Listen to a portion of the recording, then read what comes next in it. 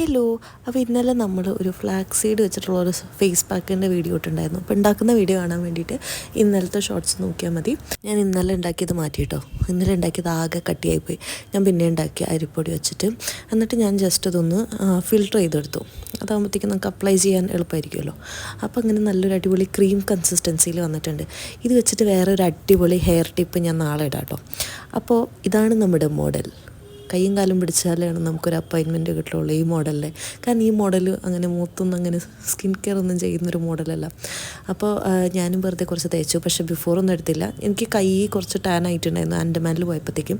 അപ്പോൾ ഞാൻ left hand മാത്രം കുറച്ച് നാൾ കണ്ടിന്യൂസ് ആയിട്ട് അപ്ലൈ ചെയ്യാമെന്ന് വിചാരിച്ചു. എന്തായാലും ഒറ്റ റിസൾട്ട് യൂസിൽ തന്നെ മറ്റേ മാസ്മരികമായ റിസൾട്ടൊന്നും ഞാൻ എക്സ്പെക്ട് ചെയ്യുന്നില്ല. പക്ഷേ മോഡലിൻ്റെ ഫേസിൽ ചെറിയൊരു പ്രകാശം വന്ന പോലെയുണ്ട്. നിങ്ങൾക്ക് തോന്നിയോ? അതോ എനിക്ക് മാത്രം തോന്നി? കൈ എനിക്ക് അത്രയ്ക്ക് വലിയ വ്യത്യാസം തോന്നിയില്ല. എന്തായാലും നമുക്ക് കുറച്ച് ദിവസം യൂസ് ചെയ്ത് നോക്കാം. പിന്നെ എല്ലാവരും നല്ല ഓർഗാനിക് ആയിട്ടുള്ള റോ മെറ്റീരിയൽസ് യൂസ് ചെയ്യാൻ നോക്കാം.